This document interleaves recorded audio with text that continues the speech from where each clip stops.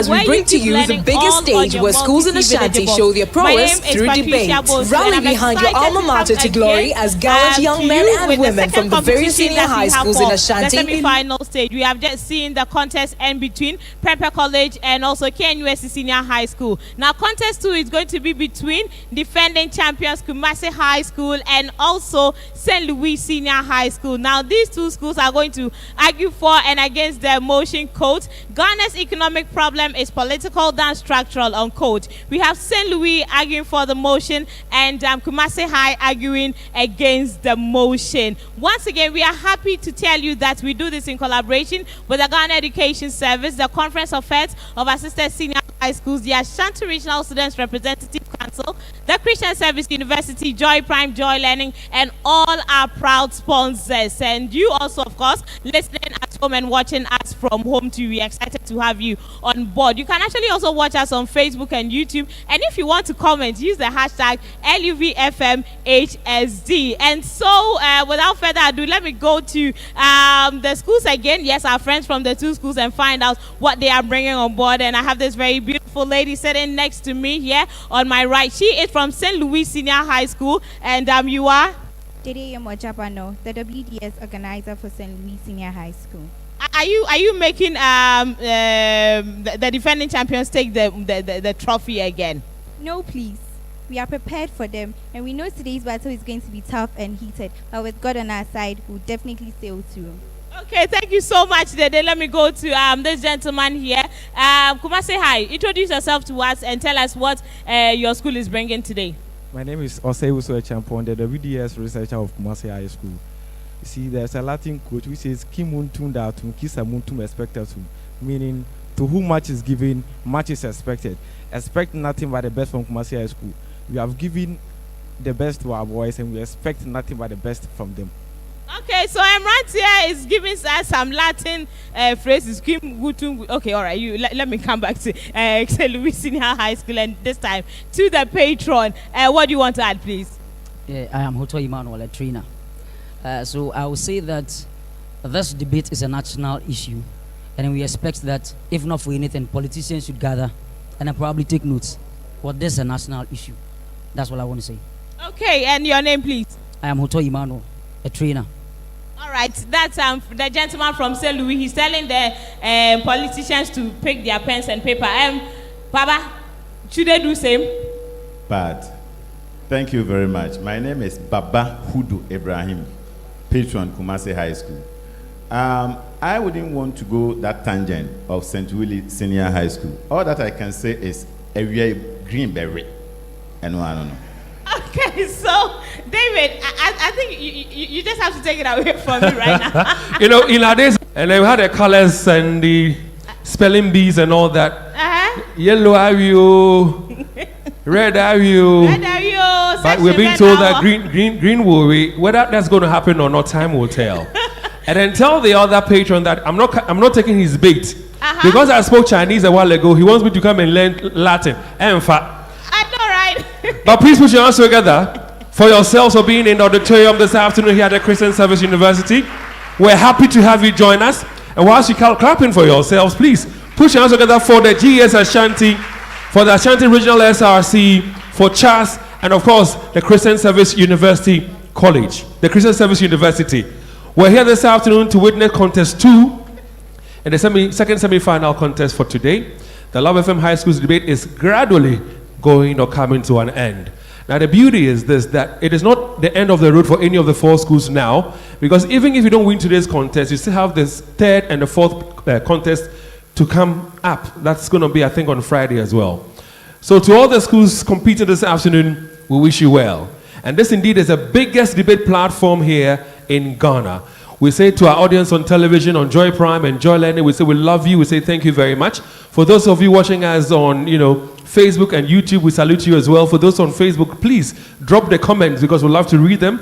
And to those of you listening to us on radio, we love you and we say thank you very much. On behalf of my team, we'd like to say a big thank you to Yas Toothpaste. And they are offering a complete oral health solution with 3 variants. The Yas Total Care, the Yas Whitening, and the Yas Herbal. Now, it is formulated to protect against cavities, tooth decay, plaques, and bad breath. Nobody wants to engage with somebody who has bad breath. Yas toothpaste also promotes a brighter smile, healthy gums, and stronger teeth. For maximum protection, always use Yas toothpaste with Yas toothbrushes, which are available nationwide. Yas, caring brand for caring families. Jackson University College, good afternoon to you, and we say thank you very much for supporting us this year. Now, the Jackson Institute of Innovation and Leadership, JIL, in partnership with the British Council, the IELTS, and IDP, are offering the IELTS tuition in Ghana for those aiming to work or study abroad. They provide in-person and online classes. JIL also has a study in Quebec, Canada program for English fluent or French learning children aged between 5 and 15. They assist with documentation and offer flexible rates. Find their campus at number 4 Jackson Street. That's at Ayudiase near KNUST. Send them a mail to learn@jil.edu.gh, or you can visit www.jil.edu.gh for more details. Jackson University College, hope for a brighter future. And of course, we have the H&H 4-in-1 Gary mix. Some is available here. The students have been enjoying themselves. But if you're looking for a quick, tasty, and satisfying snack, H&H 4-in-1 Gary mix is your perfect answer. Now, this popular choice features crispy Gary, creamer, roasted granules, and sugar. Just add water. I always use Venom mineral water. I stir and I get to enjoy myself. H&H has added H&H Choco Malt Gary Soakings and the H&H Soya Gary Soakings to the family. So grab these affordable H&H Gary Mix products in shops nationwide. H&H 4-in-1 Gary Mix. It is a perfect mix of crunch, flavor, and fun. Also, a big thank you to EcoBank Ghana, and they are saying that many Ghanaians are unaware of essential emergency numbers, including those for financial crisis. However, EcoBank has introduced a new money emergency number. It is *770#, and this service provides instant access to crucial financial services like loans, fund transfers, utility payments, airtime, and data purchases. Even without an internet connection, dial *770# today and get immediate financial assistance. EcoBank is the Pan-African bank. A while ago, they addressed us, and I'm sure that most of you took down the telephone number and you're excited to have heard the information they shared. I'm talking about Bonva Stores. Now, Bonva Stores is your reliable partner for travel, work, or study abroad aspirations. They provide extensive services like visa assistance, hotel and flight bookings, guided tours, corporate travels, and school excursions. With over 10 years experience, they make travel documentation and consultation stress-free.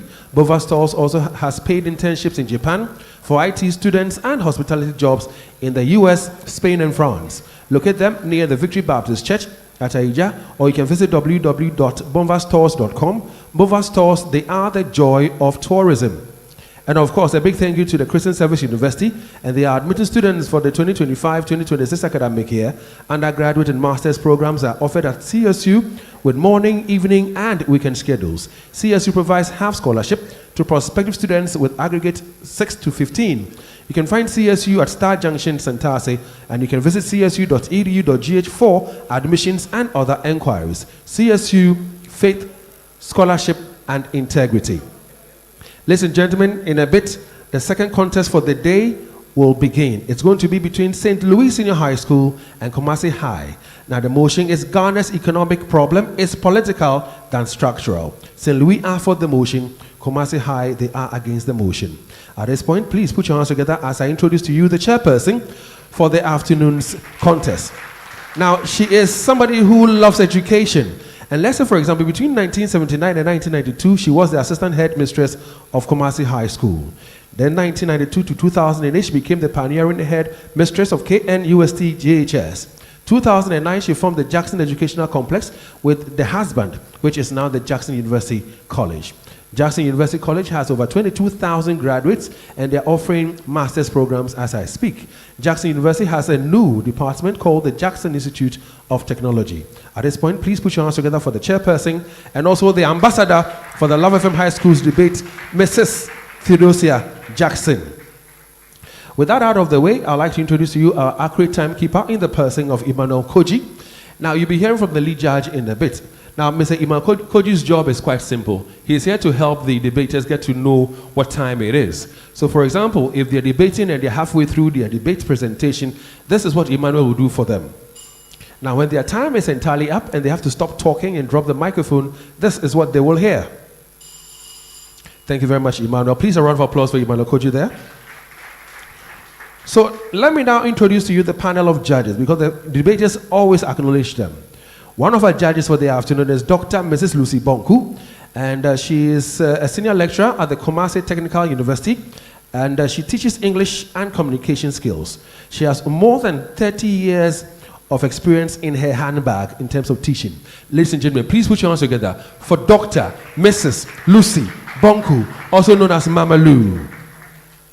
Another judge amongst us this afternoon is Professor Anthony Kofi Osefosu. He is also known as OFAG. Now, he's an associate professor at the Department of Economics at KNUST. He has taught for over 30 years in his field of, endeavor. And he has this 30 years in his pocket and a wallet as well. Please put your hands together for Professor Anthony Osefosu. The next judge has many names. He goes by Pierrot, he goes by Kwesi, he goes by Dr. Peter Arthur. I love to call him the empiricism man. Now, he is here this afternoon as well as our lead judge. He is a former head of the English department and former head of the Language and Communication Sciences department at KNUST. He delves into textuality, oral, written, and all kinds of text. Ladies and gentlemen, please a round of applause for our lead judge, Dr. Peter Arthur. In a bit, I would ask him to address us, but before he does that, let me say this to the debaters and the debating school and all those watching us at home, at your workplaces, and wherever you find yourself. We have the unanimous decision, and then we have the majority decision. The unanimous means that all the three judges I have introduced to you score for the school that advances to the next stage of the competition. That will be the finals. Majority means 2 out of the 2 judges score for the winning school. So let's say a judge scores so high, based on what he's hearing, and he's impressed, and his mark is even higher than the other 2, it does not carry weight in the terms of moving on to the next stage. It is majority decision or unanimous decision. But when it comes to how they score, when it comes to the rules of engagement, I'd like to welcome to the podium the lead judge, Dr. Peter Arthur, to do justice to all of us so we can understand how they're scoring and what rules they are using. Please, one more time, show him some love. Thank you, Dave. Madam Chair, with your permission, I go straight to business. Ladies and gentlemen, this exercise is meant for the incubation of wisdom in our young people. And with the permission from Madam Chair, I give you the scores and then the rules of engagement. Now, when you started, you were just doing presentation. Then, in the quarterfinals, you became speakers. Now, for this competition and the next, you are orators, and I'll explain that in a bit. Now, we have 5 parameters in scoring: organization and clarity, argument and development, effective use of rebuttal, presentation style, and role as a particular debater. And for organization and clarity, it simply means that the way you start, the way you develop, and the way you end. The first speaker is taking 15 marks, second speaker is taking 10 marks, and then the summary has got to do with 5 marks. Then we have argument and development. Listen carefully. You have body appeal, how you engage your listeners. Using body language, okay? How you manipulate your voice and all that. But then you also have what we call verbal appeal. And this has got to do with ethical appeal, logical appeal, and emotional appeal. Thank God, when it comes to ethical and logical, you've been doing very well. Now, you have to use emotional appeal. What do we mean by that? You take advantage of values, social beliefs, social morality, and then you convince people that this is what our society stands for, and anybody who doesn't exhibit these values is against our society. You do that in a bid to carry the people along with you. The first speaker is taking 15 marks for that. The second speaker is taking 10 marks, and then the summary is going for 5 marks. Then effective use of rebuttal, you know it already. You have to listen carefully. And then, if you spot any form of faulty reasoning, then you will take advantage of that and then explain to us. Please, at this point, let me tell you, do not throw around the terms, because that is what I see. Some people just keep on sprinkling it like that. No, use the terms correctly. And the first speaker is taking 5 marks, and then the second speaker is taking 10, and then the summary is going for 5. Presentation style. The way you engage your listeners, your body language, we've spoken about that. But in that case, don't rush. Be natural in your actions, in your speech. Just be natural. And make sure that your language is very decorous. Do not insult. No aggression. Please, stay where you are. Don't take it to your debaters. You understand that? Good. The first speaker is taking 5 marks. The second speaker is taking 3 marks. And then the summary is going for 2 marks. Rule as a particular debater, of course.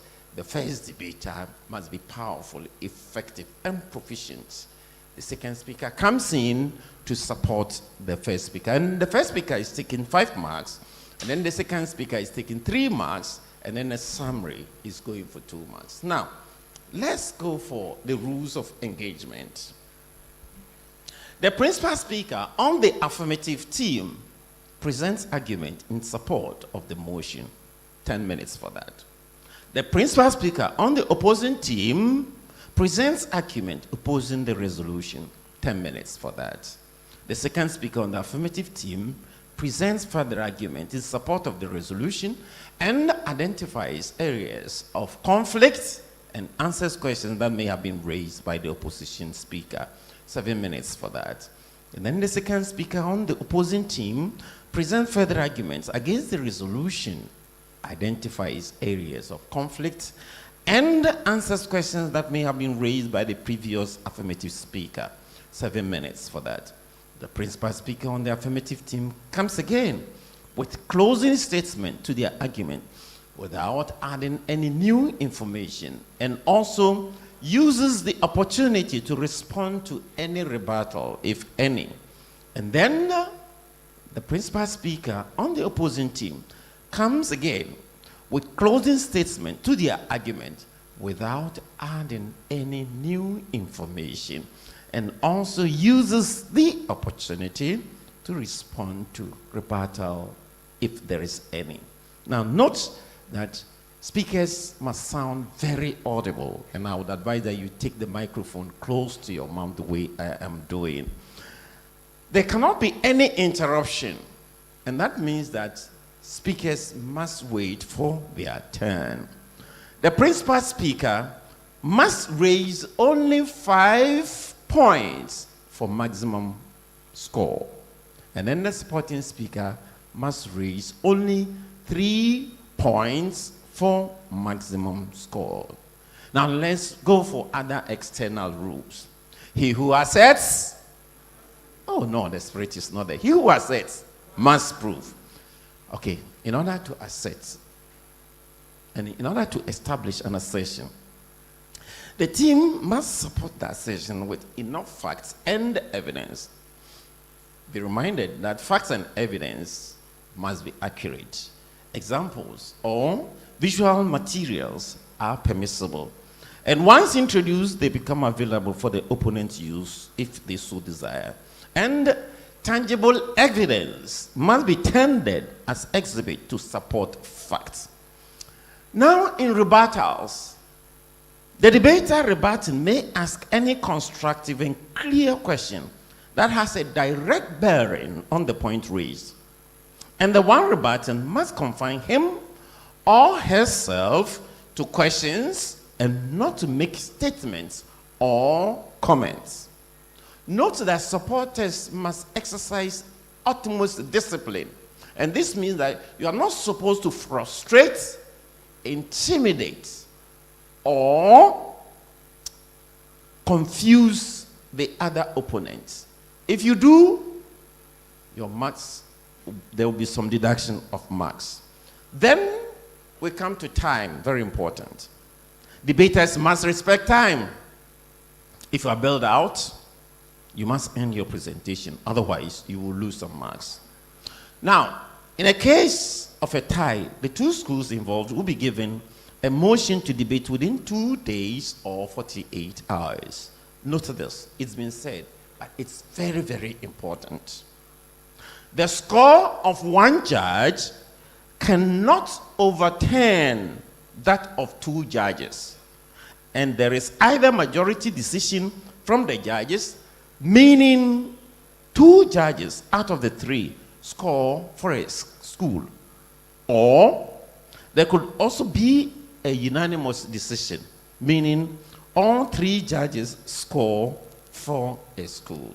Now, if you happen to have any problem, there is a gentleman behind. He is the producer. His name is Mr. Eugene Oseitutu. Yes, 10 round and see him. Yes, there he's raised the hand. If you have any problem with the exercise that we have, kindly go to him and your problem will be addressed. Dave, I'm done. You just want to create a problem for me. Your name is Peter. You say I'm done. When did you change your name from Peter to Dan? Well, I understand it. Don't worry. Thanks very much, our lead judge, Dr. Peter Arthur. We're grateful to you as always. At this point in time, we need to ask the students to be standing and singing for us at, anthems, and then we get to welcome, their debaters. So let's start with St. Louis Senior High School. We want to start with them because they are speaking for the motion. St. Louis. Oh, don't do this to me. St. Louis. St. Louis. Don't worry, please stand. Don't worry, just stand. Just stand. And I know some of you know the drill already. You're standing because we're going to ask you to sing for us your school anthem. Are you ready to sing for us? I can't hear you, St. Louis. I know you're ladies, but give us a bit of, the French will say purple 4, volume.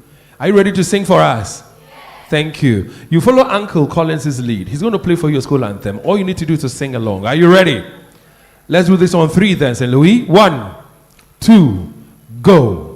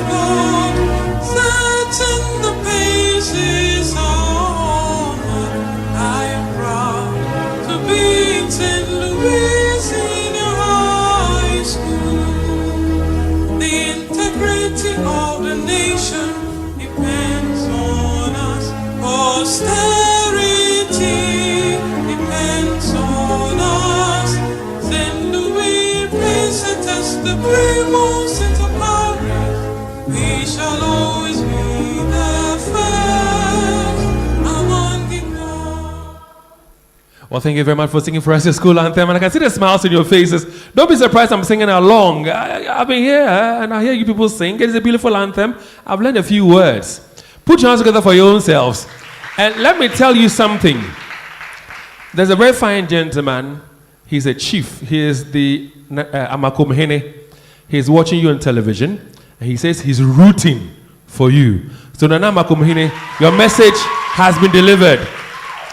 With that same round of applause and that same noise making, let's welcome your debaters. Let's start with the principal speaker, Pamela Morrison, supported by Seiram Ajua Jandu. We spoke to them earlier this morning on radio, and they told us they're more than ready for this afternoon's contest. And I like the smiles on their faces. Your fellow students stood for you whilst you were descending the stairs. Oh, do your thing. Feel free. What were you saying? No, say it again, say it again.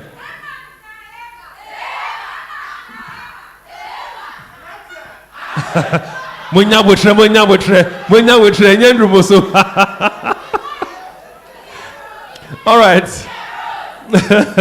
All right, so Imran here. Please stand. It's now your turn.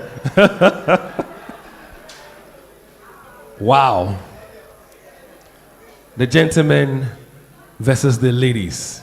Imran, you're about to sing for us the school anthem on 3. I'm going to ask Uncle Collins to also support or assist you. So we'll do it together on 3, yeah? So 1, 2, 3.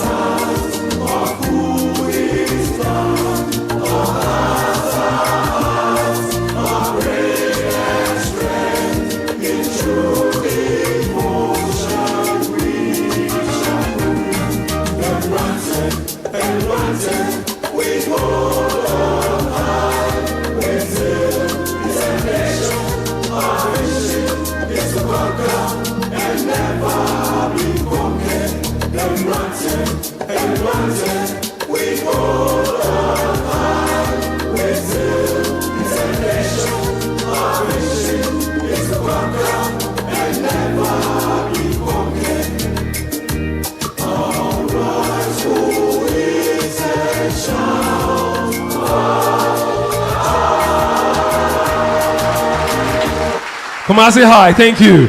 And I'm sure you're wondering whether I got a message from somebody to say I should tell you that he's rooting for you. I didn't get any message, but it's obvious our cameraman is an old boy of your school, so he was singing.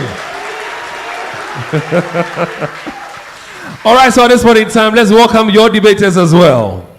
Kumasi High School. Your debaters are, and let me start with the principal speaker, Tony Kwesi Abebio, supported by Aaron Jedu Kumenin. All right.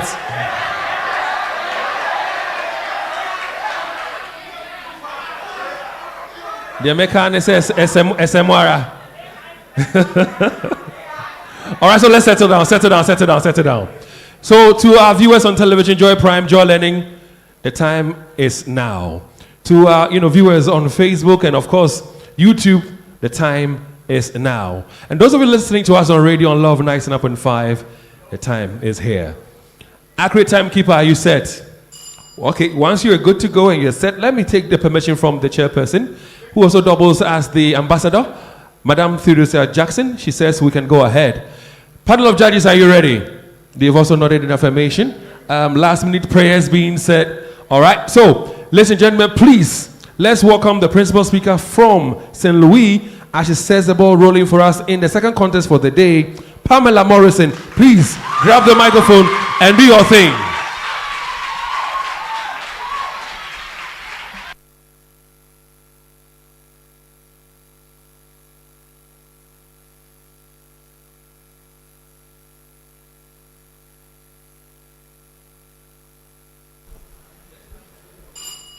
Ghana is not broke. We have cocoa, gold, oil, and a vibrant, youthful population. We have the laws, structures, and economic framework which on paper should support growth and development. This means that what we lack is not called structure, it is called stewardship. The chair, impartial panel of adjudicators, High Rantier, fellow students, ladies and gentlemen, good day.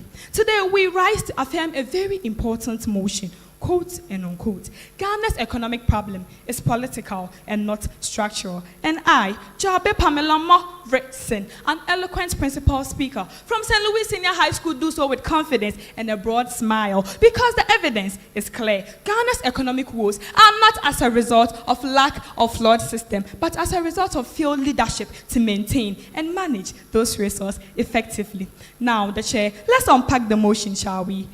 Economic problem in this context means that challenges that affects the economy of a country. Political, according to the Cambridge Dictionary, refers to anything relating to politics. And structural in this context mean infrastructures, systems, and ideas that shape an economy. So all in all, what the motion is trying to put across is that Ghana's economy is being dragged down by bad politics, not lack of economic infrastructures. It stresses on the fact that Ghana has tools and structures, but politics is choking its potential, and we, the pacesetters, we rise to agree, as in when needed, exhibits will be tendered in to back our claim.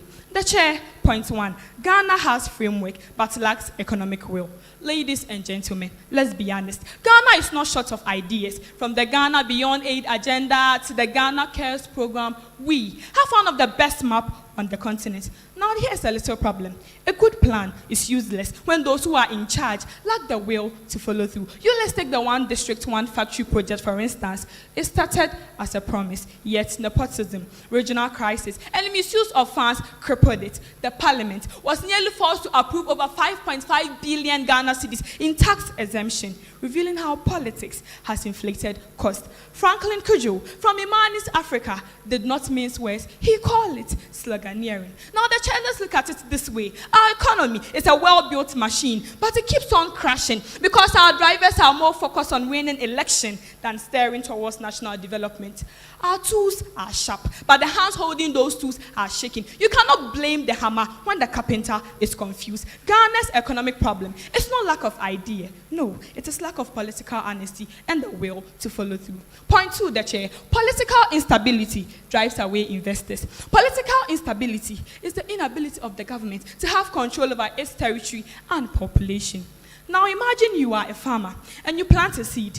Or imagine you want to be the farmers. Okay, imagine Tony here is a farmer and he plants a seed in his farm. The soil, correct. The tools, correct. But then each and every week, somebody storms the farm, changes the rules, and steals the seeds. You think he'll still continue to plant in that same farm? The answer is a big no. This is the same problem investors face in Ghana. According to the Ghana Investment Promotion Center, there has been 50% drop in the direct foreign investment from 2020 to 2023. Why is this so? Political noise, confusion, and corruption.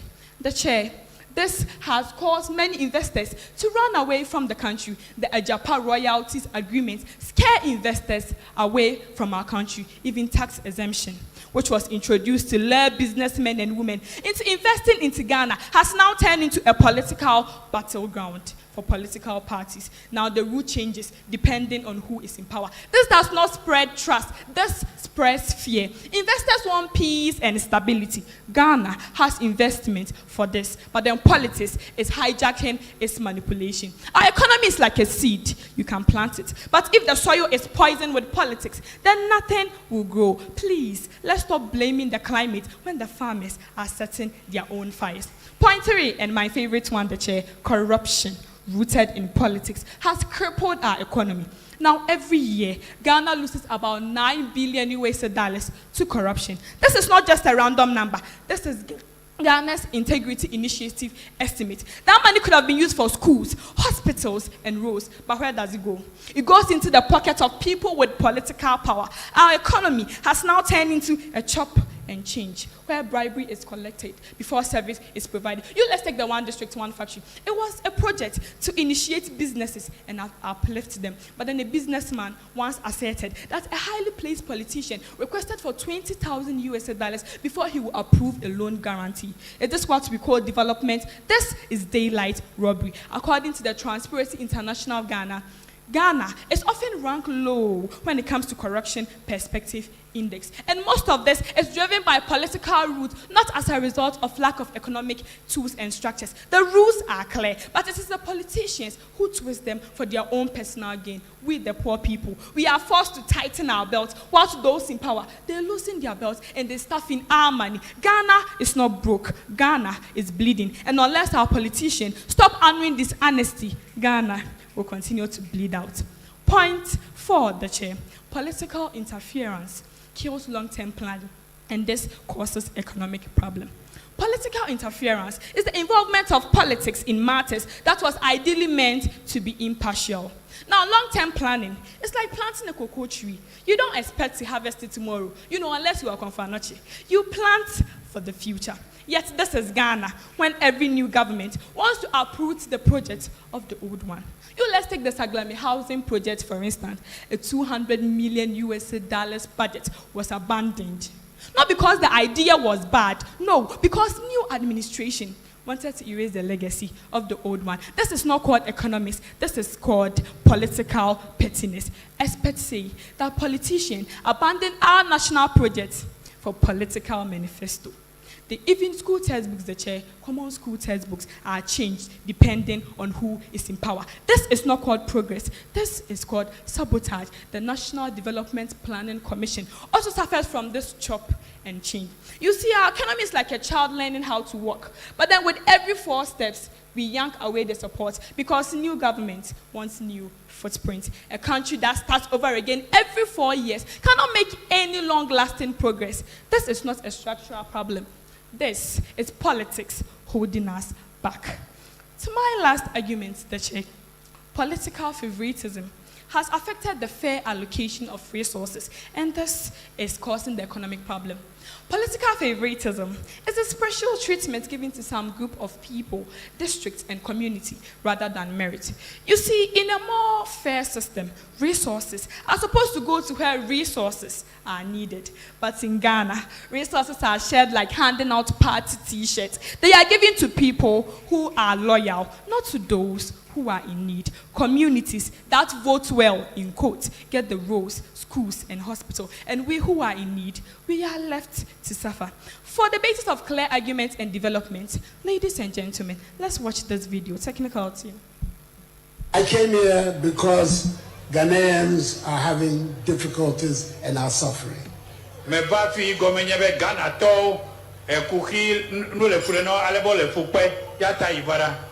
And it is my responsibility to try and help.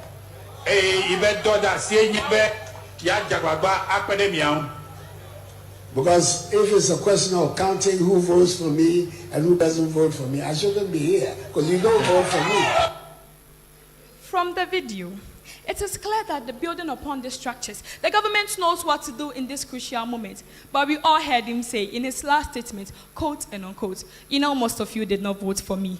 This tells how politics has consumed our structures. In 2022, many districts were crying for projects, whilst politically established ones were flaunting theirs. Even the National Development Planning Commission, which was supposed to be a guideline to help us, has been sidelined. Let me tell you something, the chair. The Ministry for Food and Agriculture was sharing fertilizers during election season instead of planting season. This is not economics. This is not a structural failure. This is politics with a feeding bottle. Please, let's be honest. Ghana's framework is not broken. It is the result of our politicians who have chosen to ignore them because they are actors for voters. In conclusion, let's stop pretending Ghana does not have framework and structures.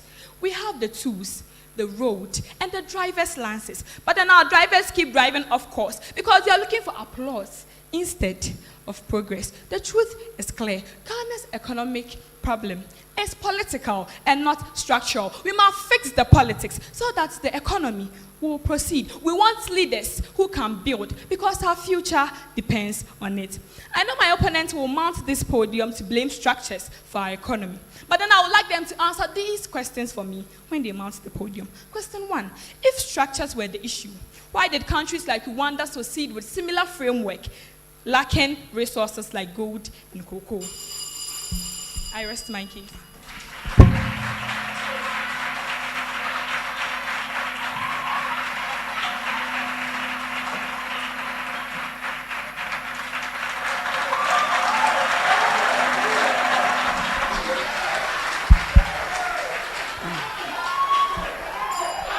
my lovely audience, if changing leaders could fix Ghana, then Ghana would have been a first world country by now.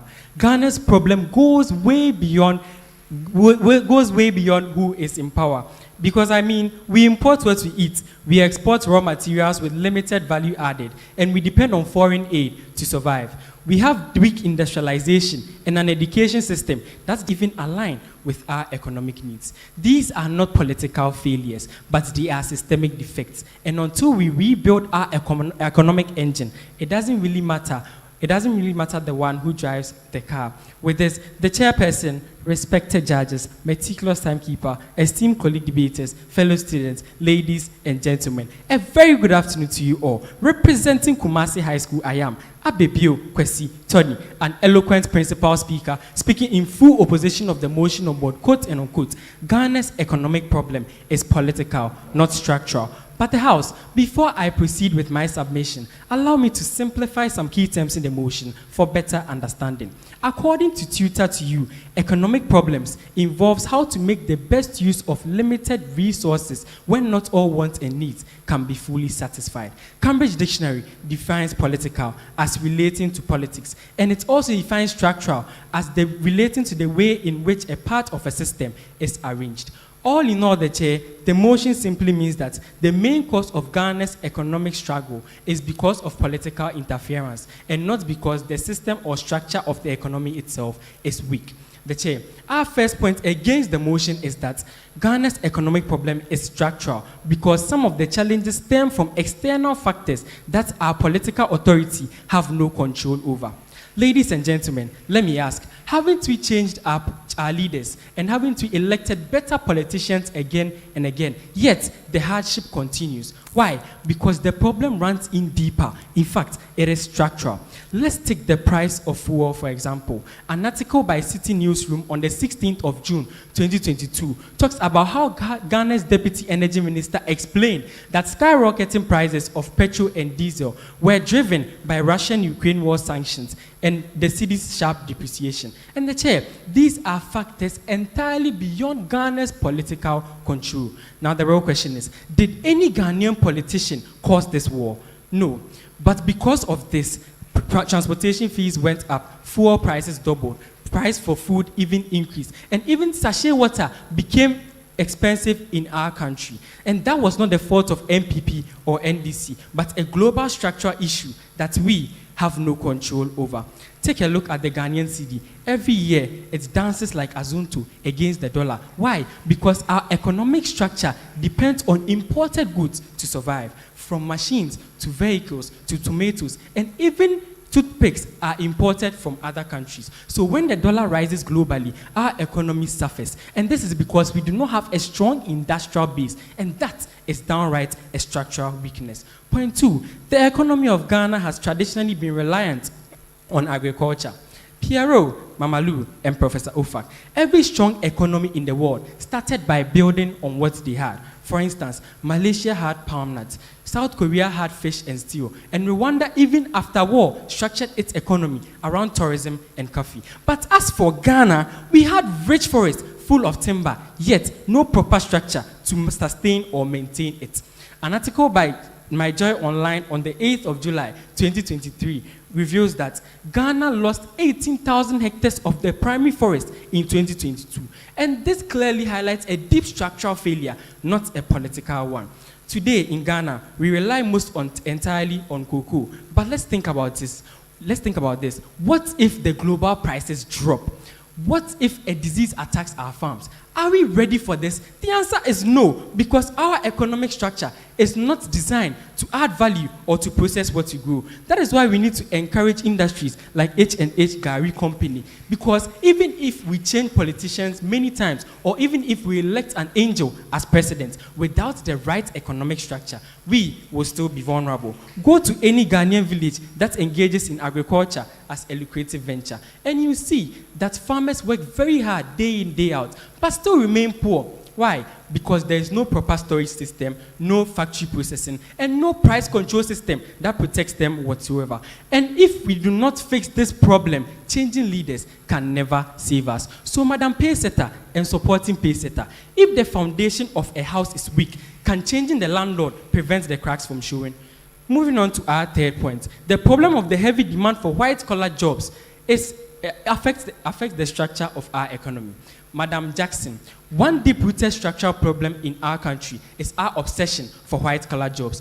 Everyone wants to work in an office, sit behind a desk, wear a tie, and be called sir or madam. But is that sustainable for our economy? No, and this is not a political issue, but the way we have structured our minds and our priorities as a nation. Even when government brings initiatives like planting for food and jobs and youth start, youth ignore them because they do not see such initiatives as prestigious enough. The Chair in the House, a report by Ghana Web on 16th of May 2023 reveals that according to the 2021 Haifa International Report, only 5% of the Ghanaian youth work in the agricultural sector. And this clearly shows how our economic structure has failed to give dignity to the agricultural sector and other alternatives of work. And the House, has it ever happened in Ghana's history that any politician woke up one day and deliberately made a decision or brought a policy to make his people poor? No. So whether we like it or not, if we as citizens do not disabuse our minds of chasing only office jobs, Ghana's economy will keep on limping. Point 4, the Chair, we still maintain that Ghana's economic problem is structural because Ghana's education system does not align with our economic needs. My dear audience, every day, Ghana produces thousands of graduates with degrees that our economy simply has no space for. And this is not a political flaw, but a structural mismatch between education and economic reality. Panel of judges, go to any street corner in Accra or Kumasi, and you see young graduates selling airtime, running errands, or sitting idle. And this is not because they are lazy, but because the system taught them only theory without skills. Ghana only teaches students how to pass examinations without teaching them how to solve problems. A report by Nexford University on the 9th of November 2023 reveals that one major problem affecting Ghana's economy is the low skill level and quality of our human resources. The report clearly states that there is a need for a structural economic transformation, and that this transformation can only be possible with an innovative and skilled workforce. The Chair in the House, this is very true because without an adequately skilled workforce, we will continue to lag far behind in a globally competitive world. So, Ms. Seyram and Ms. Pamela, how can our economy truly grow when our classrooms are disconnected from the economy itself?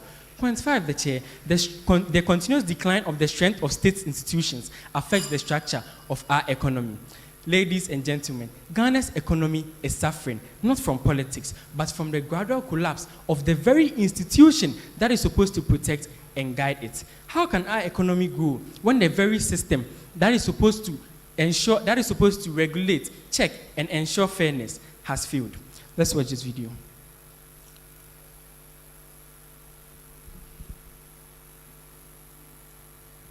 In the 21st century, capable, reliable, and transparent institutions are the key to success. If you listen with rapt attention, you would note that the ex-president of the United States said, capable, reliable, transparent institutions, not capable, reliable, transparent political institutions. So our opponents, please bear this in mind. A report by Reuters.com on the 16th of June, 2025 reveals that Ghana lost about $11 billion to gold smuggling. The report found a staggering 229 metric ton trade gap, which was equivalent to $11.4 billion, which we lost through informal gold shipments, porous borders, and regulated and formulated by a weak regulatory body. And the Chair, this clearly shows how even the Auditor General's office has failed the Auditor General's office has failed to even hold people accountable. The Chair in the House, this is not a political issue, but the issue is that the economic structure built on weak institutions suffers to hold people accountable for their actions. The Chair, if we are able to build stronger institutions, Ghana will be able to grow economically. Now, the Chair, to some assertions that our opponents made. Our opponents made reference to Rwanda and said that and was. Thank you.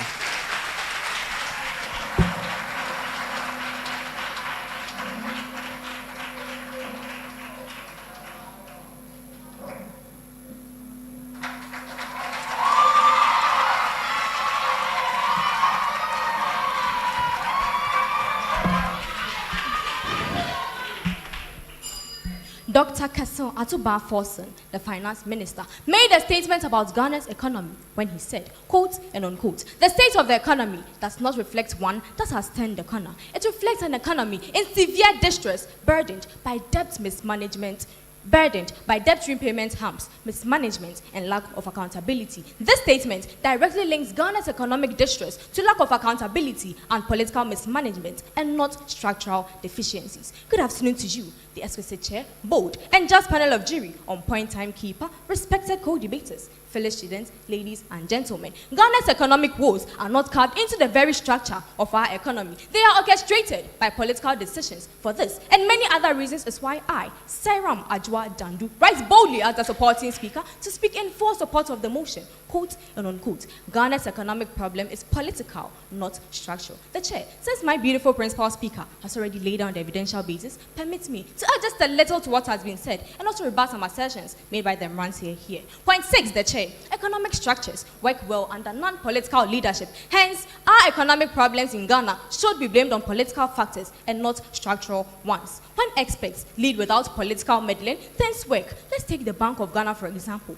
From 2017 to 2019, they have been able to manage their inflation and their interest rates effectively. Also, the Ghana Statistical Service, which works under limited political interference, has been able to provide trusted national data. But when politics enters the picture, like a thief barging into your house without permission, especially in state-owned enterprises, the results are just disastrous, and ECG is a perfect example. In 2025 alone, delayed hikes led to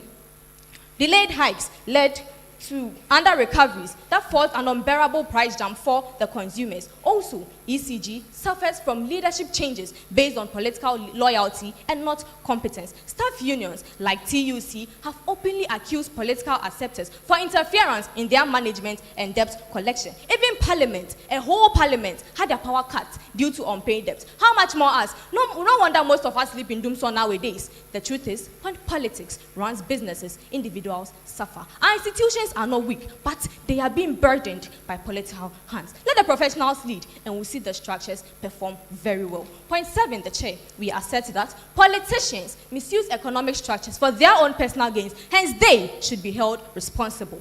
Economic institutions are supposed to serve the people, but in Ghana, most of them have become political toys. Maslock, or the National Youth Employment Agencies, were established to support entrepreneurship and jobs, especially for the youth. But during elections, their funds suddenly multiply, mysteriously, not to help the people grow their businesses, but to buy loyalty. And TVET is also a case in this matter. It was designed to help scale up young people for their jobs, but it got less than 3% of the educational budget from 2017 to 2022. Even though the government pledged 6 billion Ghana cedis by 2024, the system still lacks modern tools, proper digital training, and also strong industry ties. Civil and Local Government Staff Association of Ghana, that is CLOGSTAG, has also threatened to scrap Ghana TVET service entirely just because of political tensions. And this is just like throwing away a ladder simply because someone else climbed it first. These institutions, we should know, are not structurally broken, but they are politically misused. The economy is like a river to irrigate the land, but greedy hands keep redirecting the flow of this river into their own pockets. And this is what we must fix, the politics and not the river. Lastly, the Chair, the House. Good politics leads to good economy, and our neighboring countries will demonstrate that. Panel of jury, let's look across the fence. Rwanda and Botswana don't have gold mines under every stone, do they? No, but their economies are thriving. Why? Political discipline and clean governance. These are the factors. Rwanda is a country that was once torn by genocide, but now they are being praised for fighting corruption and also enforcing consistent policies. Ghana, by contrast, has the structures, but it lacks the will. In our energy sector, political delays in raising tariffs before elections led to ECG's 2.5 billion Ghana cedis debt. This is a huge amount they could have been used for other stuff. And even the Ministry of Food and Agriculture gets caught in political cycles. Fertilizer programs often align with campaign seasons instead of farming calendars. History even shows that this isn't new. Operation Feed Yourself in the 1970s worked under one government, but when they suddenly changed the government, it collapsed. And this, do you know what's worse? Our brightest plans are being soaked in political rain even before they dry up. Ghana has all the seeds for success, but politics keeps trampling on our gardens until our politicians realize that they must care about our country more than their next term of office. We will continue to spin our wheels. In conclusion, the chair, the house, the structures are there, but they are not allowed to perform because politics has taken control. Therefore, I agree without hesitation that Ghana's economic problem is not because of the absence of systems. It's about the political decision to centralize economic growth for partisan control. Now, my opponents made mention of the fact that my opponents claim that the former President Obama said that capable, reliable, transparent institution is needed for economic growth. The question is, who is responsible for this economic growth? Isn't it the government, which we are saying is political? Also, they made mention that education and skills are low in our country. Education policy and human capital development are squarely political responsibilities, and underfunding and poor teacher investment are also political failures. If government after government underfunds education or introduces half-baked reforms, it's clearly poor leadership and not structural. They also claim that we keep on relying on foreign aid, making this system structural. Ghana keeps on relying on foreign aid, not because of structure, but because of political failure to manage our spending and our debts. The IMF is a bailout for our bad policies. We go to the IMF when our politics is overspending and underperforms, and this is political. They also made mention that the economy is reliant on agriculture. I think you do not know what's going on in the country today, because now agriculture has been neglected because the political leaders think agriculture doesn't give them the needed profit they want. They also made mention of the fact that there is the search for white-collar jobs, which makes it structural. The government is not making adequate opportunities available for the people in the country. Hence, they want to bring productivity to the country. Hence, bringing about productivity into the country is political and not government. Who are we to blame for this failure of white-collar jobs in the country? They also made mention of the fact that education system creates more job seekers than job creators. Who is in charge of our education system? I rest my case.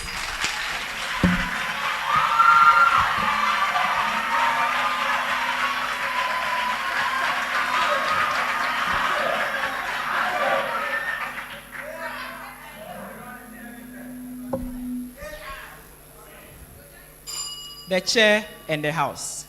We as Ghanaians wake up once again because we have a weak structure and then our politics are not working out for us. The chair and the house. Who is in power? But what powers our economy? We change our government system because we want to improve the standard of living of citizens, but not to fix the economy that is built by weak structures. Whether it's the chairperson, respected judges, meticulous timekeeper, esteemed colleague debaters, distinguished guests, fellow students, ladies and gentlemen. All other protocols duly observed. A very good afternoon. Representing Kumasi High School, I am Aaron Jedu Kumeni, a proud supporting speaker, speaking against the motion on board. As the rallying cry goes, Ghana's economic problem is political, not structural. The chairperson, since my able principal speaker has elucidated and elaborated the technicalities of this motion to the simplest understanding of all and sundry, I rise to present more facts to solidify our stance and rebut fallacious assertions. We move on to support our stance with point 6, the chair, the house.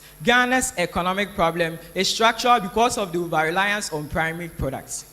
Ghana's economy is bleeding, not because of politics, but because of how it is built. We have been exporting gold, cocoa, and raw materials since time of independence. In fact, according to the Ghana Business News report, on the 9th of March 2025, gold, cocoa, and oil alone contributes the largest proportion to the exports of the country. In fact, the chair and the house permit me to solidify this point with the further with the Acting Research article by Professor Anthony Oseifosu titled Challenges on Export Diversification, highlighting structural weakness associated with limited productive export industry, hindering our economic resilience. The chair and the house, permit me to be your economics teacher for today.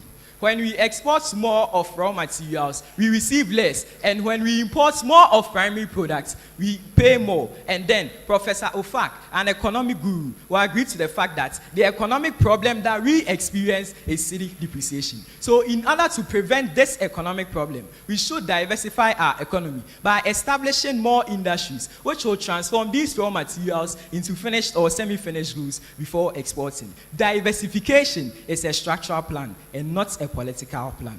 We move on to support our stance with point 7, the chair, the house. Ghana's economic problem is structural because of the over-reliance on foreign donors. Ghana's economy struggles to generate revenue internally because it has a weak tax base, a weak export base, and is unable to add value to our raw materials before exporting. In fact, according to the IMF report, according to the City Newsroom report on the 23rd of April 2025, Ghana's return to the International Monetary Fund to seek assistance is as a result of a recurring structural weakness. I repeat, a recurring structural weakness that continues to pull it back. The article further reveals that the structural flaws, which includes a weak tax base, a weak export base, limited fiscal resilience, as well as an inefficient public revenue, is the root cause of Ghana's economic problems. The chair and the house. We move on to support our stance with point 8. Ghana's economic problem is structural because the complexity of the informal sector weakens Ghana's economy. The informal sector constitutes the ordinary market woman who sells tomato at KJTR markets. The Kaya Yeman who works tirelessly under a scorchy sun because he wants a better standard of living. Our brothers who are driving commercial cars on our roads because they want to survive the safety of taxes, protection, and pension. For an explicit argument and a better understanding, let's watch this video. Its inability to capture those within the tax bracket. Addressing this challenge, which has existed for years, Ghana Revenue Authority is initiating programs and devising strategies to encourage payment of tax. This video clearly juxtaposes the fact that the presenter made it clear that we were unable to include workers of the informal sector into the tax bracket. So the Ghana Revenue Authority is devising methods and strategies to include workers of the informal sector into the tax bracket, raising revenue levels of the country. And Madam Peseta, the Ghana Revenue Authority is a structural organization, not a political organization. The chair and the house. Side with me as we dive in slowly, but inexorably in my opponent's baseless arguments. My opponent, you came here talking about governments. That the motion seeks to deposit that Ghana's economic problem is political, not governmental. It seems that you keep on deviating from the motion. The motion does not cease to deposit that Ghana's economic problem is government, must be blamed on the government. There is a clear distinction between that of politics and the government. I want to seize this opportunity to educate the House about the difference between governance and that of politics. Government refers to an institution that constitutes the individuals, the laws, the frameworks that are used for the effective administration of the state. And also, politics is an aspect of governance and government, and then it gives political power to these individuals to influence decision making in the country. So it means that all the points that we raised did not register. My opponents also asserted in the third point of the principal speaker's presentation, he said corruption has crippled our economy. It seems like you didn't listen. My principal speaker emphasized it in the last point of his presentation by saying that the Auditor General's Department is not functioning effectively, and the Auditor General's Department is a structural organization and not a political organization. So they give room to these politicians to engage in suspected corruption, embezzlement of funds, and misappropriation of funds. My opponents also alluded that in the fourth point of the principal speaker's presentation, he said political interference. Now let's consider the scenario. The Constitution is a structure, and the Constitution has given the mandate to these politicians to elect the Chief Justice. He has also given the mandate to the politicians to elect the judges in this country. So definitely, if they go contrary to the rules and regulations, they are going to rule in favor of these same politicians. My opponents also asserted that Rwanda and Botswana have a thriving economy. They also engage in deep structural reforms, not just better leadership. Leadership helped, but the key was changing the structure of the economy. My opponents also alluded the fact that politicians is the reason of our weak structure, but that is not the case. Because if you are having... The chair of the house, thank you.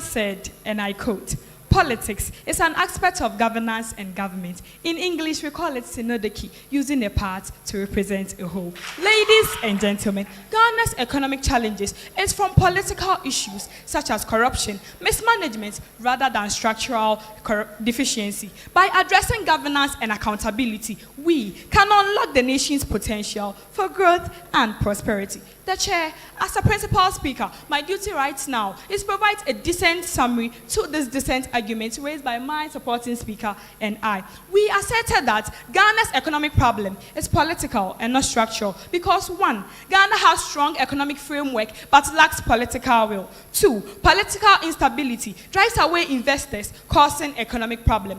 3, corruption rooted in politics is draining Ghana's economy and not structural. 4, political interference kills long-term planning, hence affecting the economic growth. 5, political favoritism ruins the fair allocation, which impedes economic growth in Ghana. 6, economic structures work well under non-political leadership. Hence, economic problem in Ghana should be blamed on our political factors, not structural. 7, politicians misuse economic structures for their personal gain. Hence, they should be held responsible. And finally, good politics leads to a good economy. Our neighboring countries have already demonstrated that. So the chair, I'm going to start with their own evidence. It states that, according to the 2021 Haifa International Report, only 5% of the Ghana youth work in agriculture. The reason for this is the difficulty in obtaining finance, training, and mentorship. In my very first point, a highly placed politician took 20,000 before he gave a loan grant to somebody, and you are telling me that we don't have finances and training and mentorship. The politicians are taking money before they give us finance for our projects. Also, from his video, they said capable, reliable, and transparent institution. Please, whose work is that? Is it my work to provide that? Is it Tony's work? Is it Aaron's work? No, it is the work of our politicians and our leaders to provide that transparent and reliable institution for us.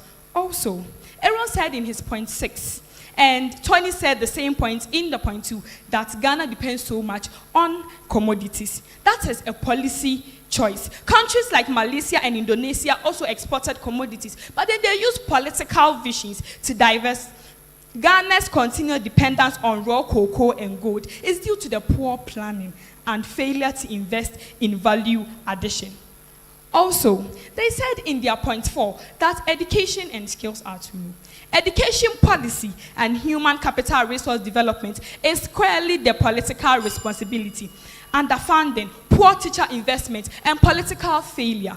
If the government after government underfunds education or introduces a half-baked reform, this is not a structural problem. This is political. Aaron said in point 7 that the tax base is too weak. The informal sector is large because the government has failed to create an enabling environment for formalization. Example is simplifying regulation. If political leaders had not prioritized economic inclusion and tax reform, then the structure would have looked a little different.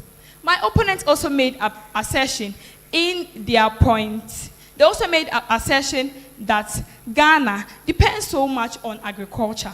Yes, they depend so much on agriculture because the government has failed to invest in other sectors, and this leads to the over-dependence on agriculture. They also asserted that successive governments face the same problem. This was by the principal speaker. If successive governments are facing the same problem, then this means that It shows that government repeats the same political error, short-term thinking, and zero policy continuity. It's like rotating the drivers, but then they are not fixing the way they drive. And remember that the structures cannot work if politics don't allow them to work. Ladies and gentlemen, after Jesus has taken the vinegar, he said 3 words: it is finished. Proud to propose, no escape.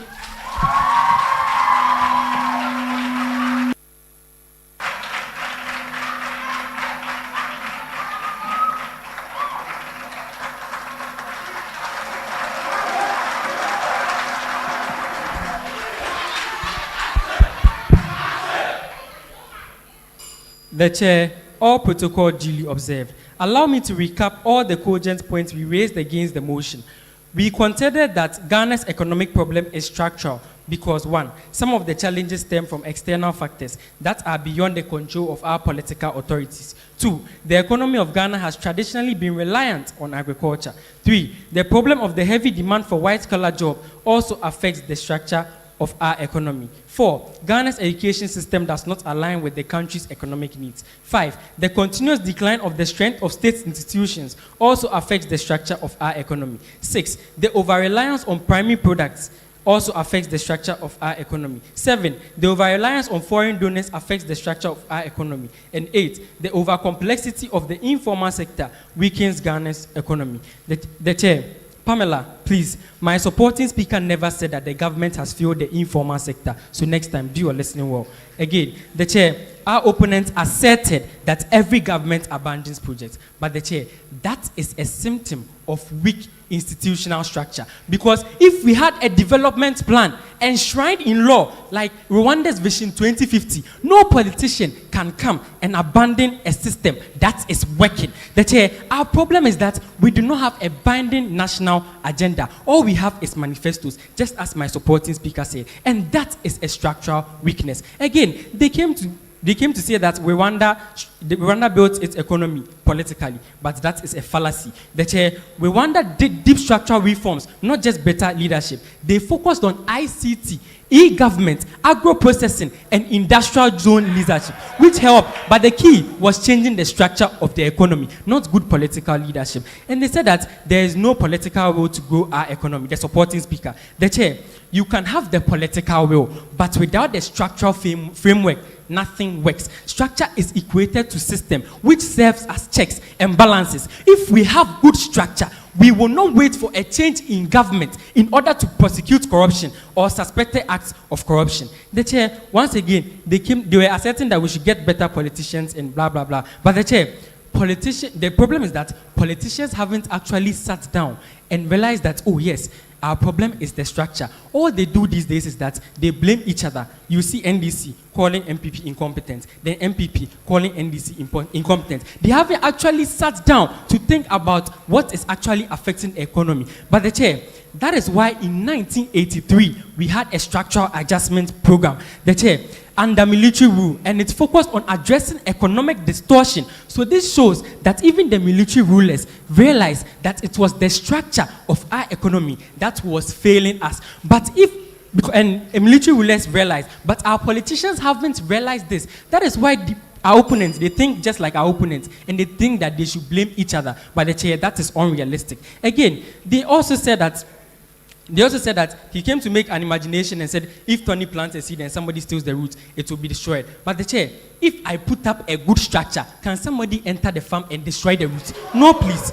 Again, they came to say that tax invention turns into political parties. Turns into parties for politicians. They use the money for parties. That's what they're trying to say. But tendered in no evidence. Just like Dr. Peter Atta says, he who asserts must prove. You should have proved before you went to sit. Again, they also made an assertion that we have gold, cocoa, and a vibrant youth population, but we are so suffering. But the Chair, government has brought initiatives like planting for food and jobs. You start, and the youth are ignoring them. What do you want the politicians to do again? I have put the foundation there. Follow the path, and you say you won't follow. Am I to blame? No, we should blame the structure and mindset of we the citizens. Again, they also asserted that, the supporting speaker tried to rebut our evidence, but the rebuttal was so irrelevant because if you listen to the explanation, it wasn't even actually rebutting what we were saying. And the chair, I would like to say that if you paid attention to their presentation very well, their presentation contained little content about the subject matter. They were just playing about the whole issue and the river and the this and the this. No, please, let your presentation be full of content that is arguing for your side of the motion. Again, the chair, they also asserted that the integrity of the nation. No, sorry. They said that Ghana is ranked low when it comes to corruption perception index. And I want to ask, was that supposed to be in your favor? Ghana is ranked low when it comes to corruption perception index. Was it supposed to be in your favor? Thank you.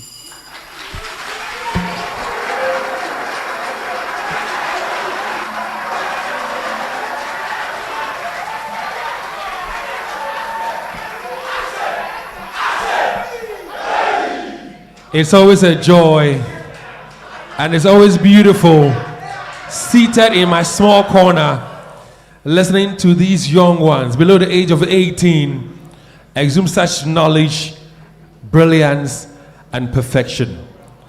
To the two schools, St. Louis Senior High School and Kumasi High, we say thank you very much for a beautiful debate. And push your hands together for them one more time for me.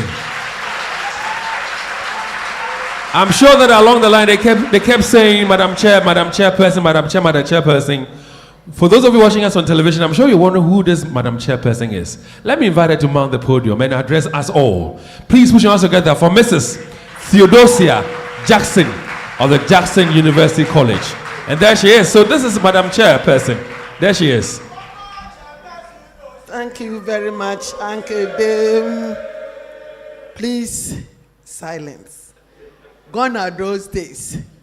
I enter Kumasi High School and the young boys will drop from the second floor down because I'm a disciplinarian. So when I stand up and you talk, I will invite you to come and stand by me and speak to the audience. So quiet and listen. I have come with good news.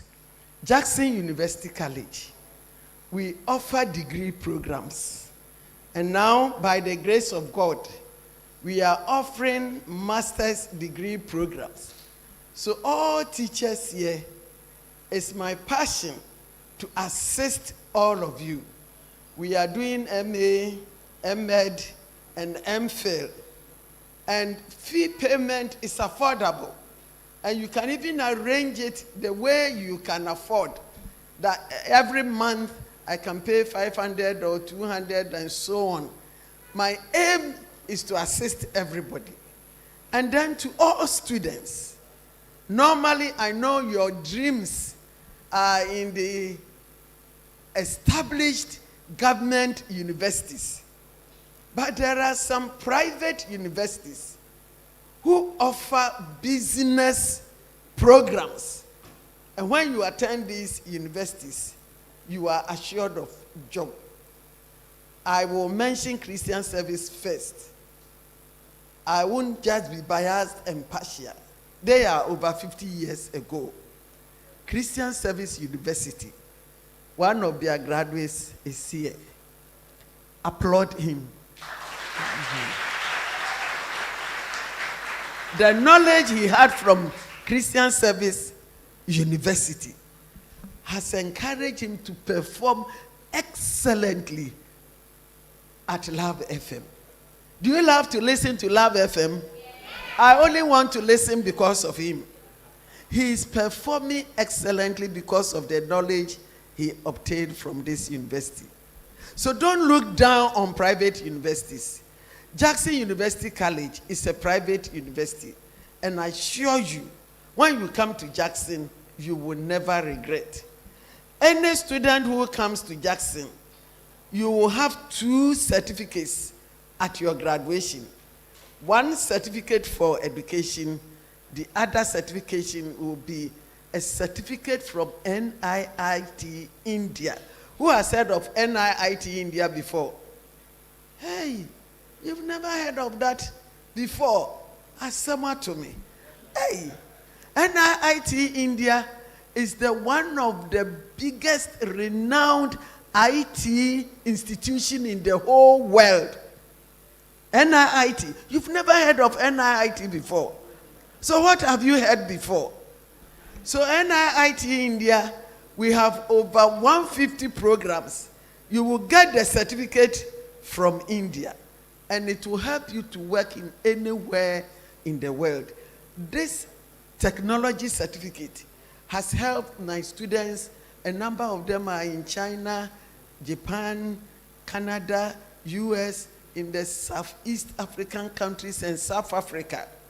Don't choose a program in a university whereby when you complete, you cannot get job to do. But when you come to Jackson, we will help you to come out successfully and also to get good job to do. A number of my students are working at the banks. Some of them Friday, I know these 4 groups, you will be here again. I will come and also prove. Yeah, if you make an assertion, you prove.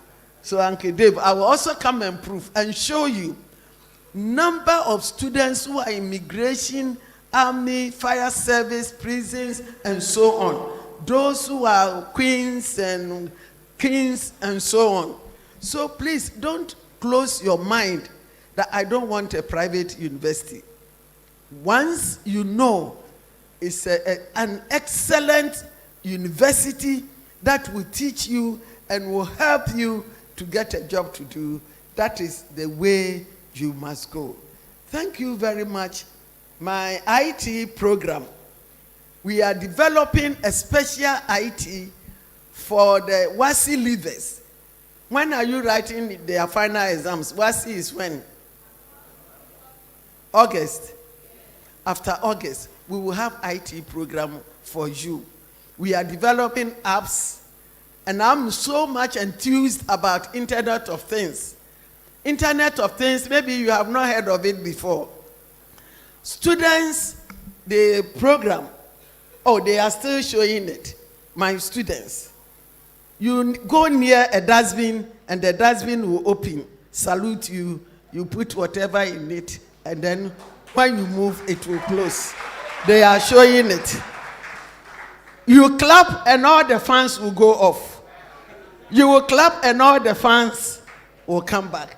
This is coding, how to code, and so many things. We are teaching JHS and SHS students. So please, now let's look at it. Uncle Dave, now the video. Watch the video. Can I get the voice? Can the voice? A smart dustbin, a motion-sensed steady lamp, smart hand washer, among other great inventions. While the participants that went through the app inventor program developed apps like a fitness app, calculators, games, and so on. So why don't you empower your child today with tech skills? And the most exciting part is that our courses are tailored for everyone. So shape your future with Jackson Institute of Technology. Visit our website www.jit.edu.gh. So the numbers are there. 0596 Tell your parents 996 you want to be an IT professional, and I'm there to help you. Thank you. Oh, Charlie, do better. Do better. Do it better. Do it better. Well, thank you very much, Mrs. Theresa Jackson, the chairperson, and of course the ambassador for the Love FM High Schools debate. Your results are still being worked on. In a bit to be ready, we will share them with you. But before we do all that, to my right is Patricia, my left is Becca. They've got some messages for us, including messages from Facebook. Ladies, let me start off with Patricia this time around. David, thank you so much. And talking of messages, we have a very sweet message from New Generation Investment Services Limited to everybody watching us and listening to us right now. They are offering still managed investment, assisting with pension planning, and managing our Tier 2 and Tier 3 pensions. Now, they also have the NGIS and Idasol Mutual Fund, NGIS Money Market Fund, and also the NGIS Private Funds. Talk to our seasoned advisors about your investment goals and aspirations today, and we are going to help you. We are licensed by the Securities and Exchange Commission and also the National Pensions Regulatory Authority. Locate us on the first floor of Cocobot House, Edum, Kumasi, and also log on to www.ngis-group.com. NGIS, achieving excellent results on your investments.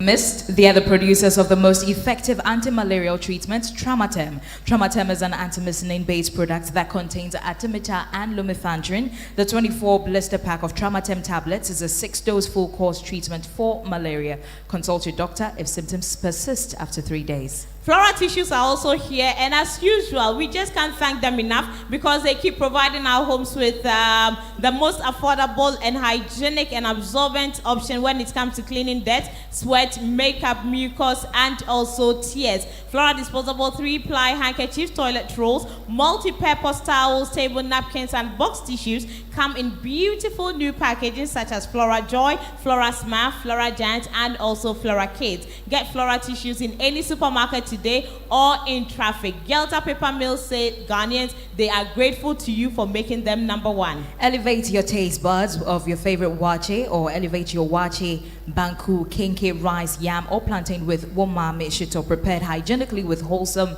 natural ingredients. It's available in both mild and hot flavors. Womame shito is conveniently packaged in small and large sachets and perfect for everyone and every event. It's available in all supermarkets. Womame shito, Undi Kra Obidi. Aiko going out to Best Brain Publications Limited. So every child with a good future depends on the foundation that is laid for them at the basic level. If you will be able to go to Jackson University College, you know that you need to get a strong foundation. And that strong foundation can only be assured if your parents and your schools are buying books from Best Brain Publications. The books or the textbooks that they produce have been NACA and GES approved. Locate them in Kumasi at Pankrono, and also remember that they are securing tomorrow's academic well-being today. Give your eyes the best care possible with Roberts & Sons Limited Optical Services today. With over 34 years experience, they render specialist eye services, pediatric eye care, visual field testing, optical coherence tomography scans, and corporate eye care. Choose from a wide selection of 100% original frames and contact lenses. Visit Roberts & Sons Limited Optical Services today at Ahojo right here in Kumasi. Roberts & Sons Limited Optical Services, seeing is believing. We are also grateful to Grady Enterprise, and they have introduced family products. And so if you prioritize your family's health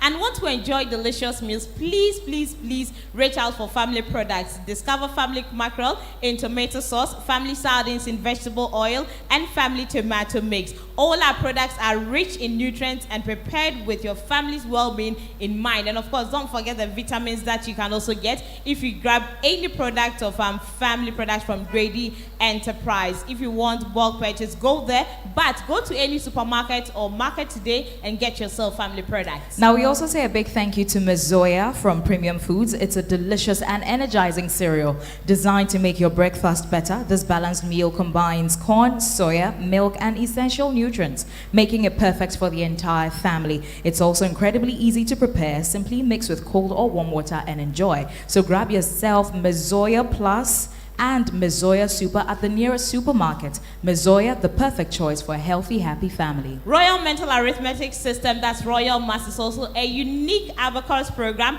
that applies mental arithmetic to everyday life, builds a strong foundation for critical thinking and STEM education. Now, through playing, learning, and applying these concepts, Royal Maths offers a whole brain development program designed to help our children overcome the fear of maths, boost their confidence, and also foster their inner genius. Royal Maths, we are giving you unique education. We make every child a champion, and ultimately, we conquer the world. We also say a big thank you to Ultimate Fashion / Chapel Hill Community, which is the newest gated community situated at Santase Enginem right here in Kumasi. It features level-graded lands and limited plots of land that come with legal documents. We also help you with architects and artisans who will build according to your specification. Locate Chapel Hill Community Agency near the A1 Hospital Santase and secure your home today. Chapel Hill Community, the place you deserve to live. And lastly on my list, Patricia, we say a big thank you to Valley View University. Ghana's premier private university has opened admissions for its 2025-2026 academic year. We offer BSc options in nursing, midwifery, and mental health,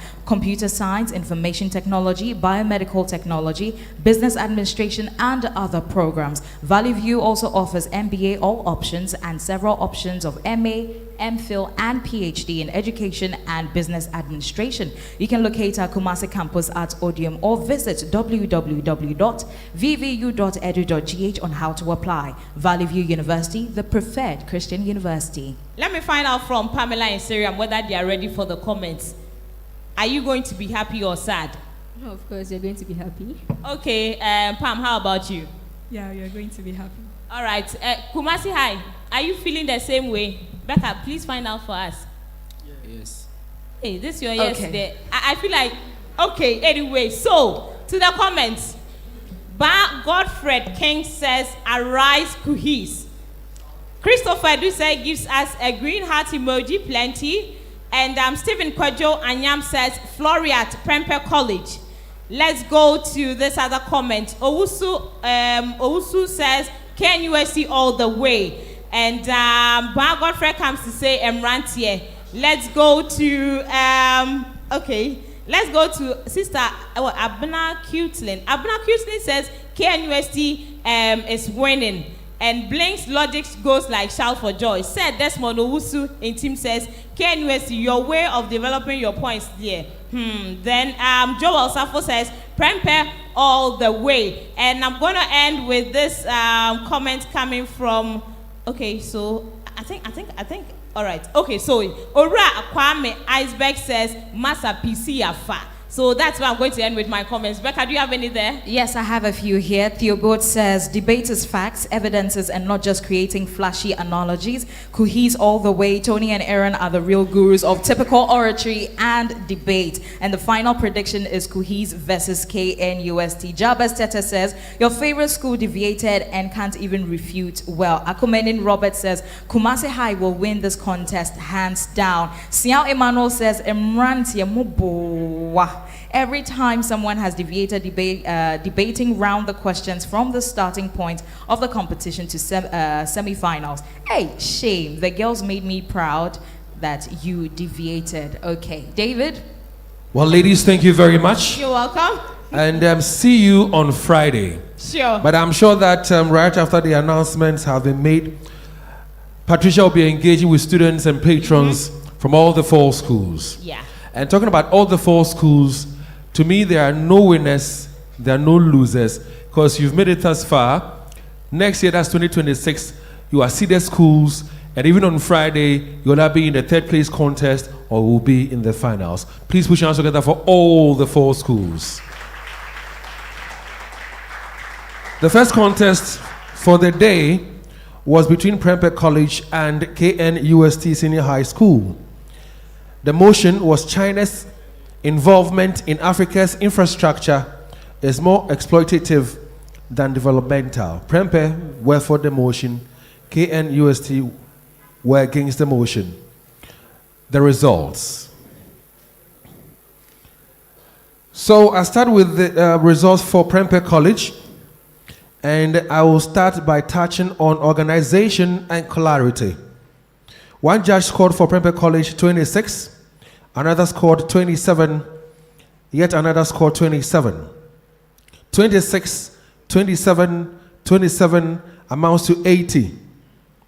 Argument and development, Prempeh College, you got 25 from a judge gave you 27, 25, 27, 24, sums up to 76. Effective use of rebuttal, Prempeh College, you got 12 from a judge, you got 16 from another, and another gave you 14. 12, 16, 14 amounts to 42.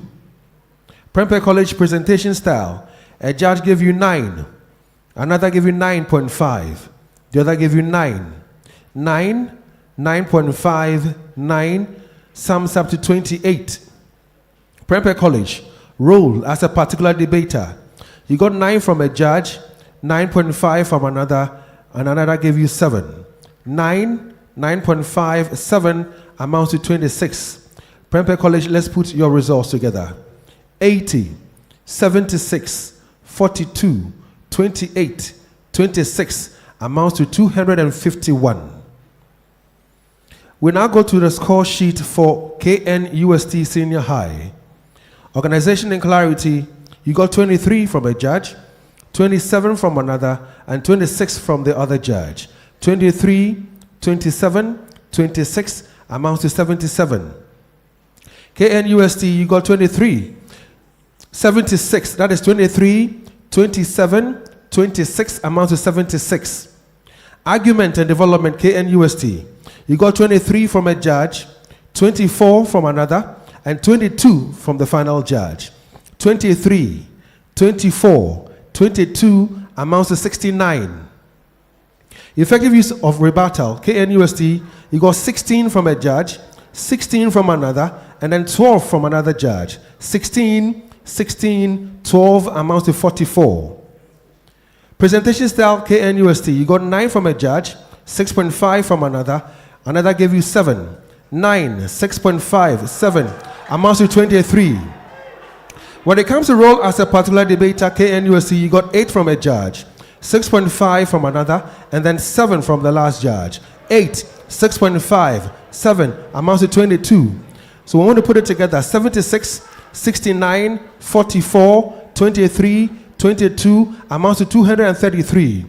So by a unanimous decision, which means that all the 3 judges called for, Prempeh College, they advanced to the finals of the 2025 edition of the Love FM High School's debate, and this is going to be their 4th time making it to the final. Congratulations to Prempeh College. Better luck to you next time. That is KNUST, but we'll see you on Friday as we battle it out for the 3rd place contest. And now, St. Louis Senior High School versus Kumasi High School. The motion was Ghana's economic problem is political than structural. St. Louis, they were for the motion. Kumasi High were against the motion. Now the results. I'll start with St. Louis Senior High School. Organization and clarity, you got 26 from a judge. Another gave you 26. The last judge gave 27. 26, 26, 27 sums up to 79. Argument and development, St. Louis, you got 26 from a judge, 24 from another, and 23 from the final judge. 26, 24, 23 sums up to 73. Effective use of rebuttal, St. Louis, you got 15 from a judge, 13 from a judge, and 12 from another. 15, 13, 12 amounts to 40. St. Louis, when it comes to presentation style, you got 9 from one of our judges, 8 from another. The last one gave you 7. 9, 8, 7 amounts to 24. Role as a particular debater, St. Louis, you got 9 from a judge, 8 from another, and then 7 from the final judge. That means 9, 8, 7 amounting to 24. Let's put it together. 79, 73, 40, 24, 24 amounts to 240 for St. Louis. The scores for Kumasi High School. Organization and clarity, you got 28 from a judge. You got 27 from another, and 26 from the last judge. 28, 27, 26 sums up to 81. When it comes to argument and development, Kumasi High, you got 28 from a judge, 22 from another,